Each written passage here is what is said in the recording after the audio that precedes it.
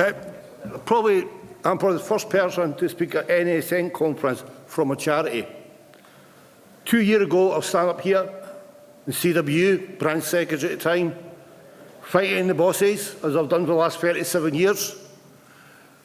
Man and boy, shall we say, as a trade unionist fighter in the workplace.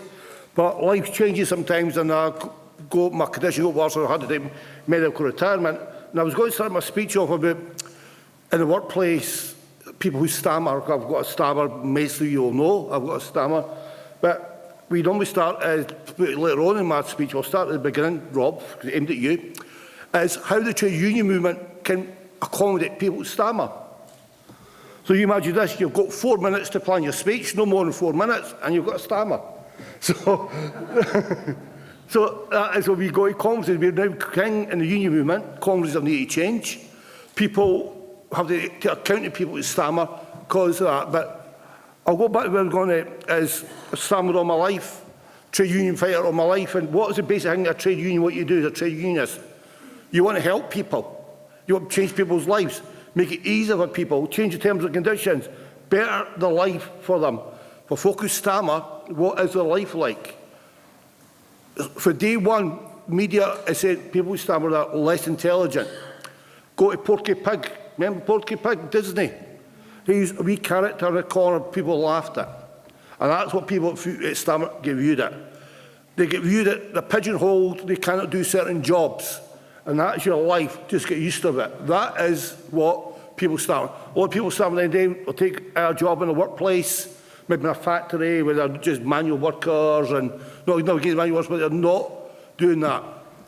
A lot of people say to me, you don't really stammer, Gary. Well, you not see me with a 17-year-old leaving school, what my stammer was like. I couldn't speak. And this is me giving back to some, because what happened to me is I put my stammer to the back of my mind, because I think the more you focus on it, the worse it can get. And I got involved in the trade union socialist movement at age 17. That made me determined to get involved, to get up and speak, and to overcome my stammer. And people say, oh, that's really brave. No, I hate getting called brave. And I was really determined to do that, nothing to do with bravery. So I got involved with Stamma and the employment group to help people at work about a year ago now. And I said, right, we need to get unions involved and get unions affiliated. I'll be honest with you. They were, oh, that's a bit political for us, we're non-political, etc. So I kicked and I screamed, and now we've got unions affiliated. Now, so what does that mean to people in a trade union? When you are dealing with somebody at a trade union that's got a stammer, they're probably stressed, anxiety, and that. And people use word avoidance. So you get a job interview or interview for a conduct case, you'll be asked specific questions. And specific words the people on the side of the desk expect you to say. But if you use word avoidance, maybe you cannot put all what you actually want to say properly. That's why Stammer can get involved and explain that to the companies, to management, etc. But people think it's not a big problem. Well, a lot of people who use what's converted stammer, they hide their stammer. Try sit in the background and they'll say that. So we have to encourage these people to get involved. Now, let's look at the population in the trade union movement. There's about 6.5 million members in the TUC affiliated unions. Non-affiliated unions probably about another 8,000 or 8,000. It's probably total trade union members in Britain, about 8 million people involved in trade unions inside TUC, outside the TUC. 1% of the population, adult population, will stammer at least. That means we'll have 80,000 trade union members in here, in stammer in Britain. In this hall here, I suggest there's probably 2 or 3 people who stammer. You might not notice that they stammer. They will try to hide it, but it's probably that in there. 8% of children will stammer at some point inside their life. That means that 650,000 trade union members will have a child who has a stammer. So it's a huge impact. Today, we heard from a couple of speakers, NAPO, you've got PCS speakers. You imagine this, NAPO, they're going to see people who stammer under stress, for the lowest point of life potentially. And they're going to struggle. That's where we can get involved. To Department of Work and Pensions, I've been recently retired, so I had to phone Department of Work and Pensions. and you wait in a queue for maybe about an hour to wait to get seen on a queue on a voice. And then you get asked, please speak clearly and slowly. Come on, I've got a stammer. How much would it get over your message on these phone calls like that? But Department of Work and Pensions, we can actually offer advice to them. How can we help people start get back into work? How can we sort out job interviews for them? How can we get job interviews when our involved is get the company know what a stammer is really like? It's not just repetitive words. There's 6 types of stammer. We can involve the call centres. Because the call centre, as I just talked about, there's a thing called blocking. So you'll be waiting in a queue for maybe an hour, get you to speak to somebody. Then somebody may block, which the other side of the phone is a silence, so then they hang up. And you're back in the beginning of the queue again. So these are the type of people start. Many people think it's not a major disability, but you only see the tip of the iceberg. You see the person who's stammer speaking. You don't see the battle day in, day out they go through underneath the physical nature of their stammer. Even at work, you're off sick, you've got to phone in sick every day. I know Royal Mail, we're phoning sick every day. How imagine that if you've got a stammer? So there's lots of ways we can do it. It's not only about giving people more time, it's giving people more space with the work. You work in a call centre, maybe you want a quiet area to make a call. Also, call centre, you're given a tight script. There can be a reasonable adjustment. You can change that script to suit the person, always giving the same message. Or you can pre-record an introduction to the phone call.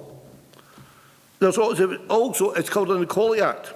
A disability is a disability. Probably we've got many people who stammer do not view themselves as disabled or don't want to view themselves disabled. Because some of these stammers, every day is different. You never get 2 days the same. Nobody knows how bad the stammer's going to be in the morning when we get out of bed, or even from one situation into another situation, your stammer can be different. How many people have been in a restaurant and ordered something that they never wanted? Well, what people with stammer might do, look at the menu and say, what can I say? Not what I want, it's what I would be comfortable saying. These are the wee things people don't know about stammering. And so we have now done a reasonable justice document, which is here, which I can show everybody wants to do that. Also, we've now produced a quarterly newsletter aimed at trade unionists who stammer and trade union officials who stammer to deal with that, which covers the Equality Act, covers all employment tribunal cases and issues like that. So, you might say, Gary, what can we do? You remember a trade union down there? I've got a contact list, I want you to come in and sign it. I've also a model motion to get your union branches affiliated. Everyone that then, because what we do then, that builds up the campaign. Campaign for me is, might not seem a big campaign, but it's a big campaign for me. Big campaign for thousands upon thousands of people stammer out there. Where we are now not going to be pigeonholed into jobs. We want to open up this to pay there. Also, I'd say how we want stammers to be viewed is some people want to improve their stammer. Low pressure when I was growing up to improve my stammer. Some people are quite happy with the stammer, which is quite good. It's not we talk better or we sound better, we just sound different. So we want to be viewed as like an accent. A stammer's like an accent. It's how somebody talks. Why should it say somebody who's become more fluent is better and somebody who's less fluent? Don't listen to how they say, listen to what we say. That is more important. So here, I want you to all come across, I've got a stall across there, sign up, I'll get you in contact with that. I've got a model motion there. I've already wrote out to some trades councils this last week here, I've got more to do next week. I already know some trades councils are now affiliated, we'll then spread the message out. The CWU's affiliated. I spoke at the Bakers Workers Conference last week, so Ian's away now, but I spoke at the Bakers Workers Conference last week. If you're in a union, you've got a position, invite me along. I'm quite happy to come and speak online at conferences.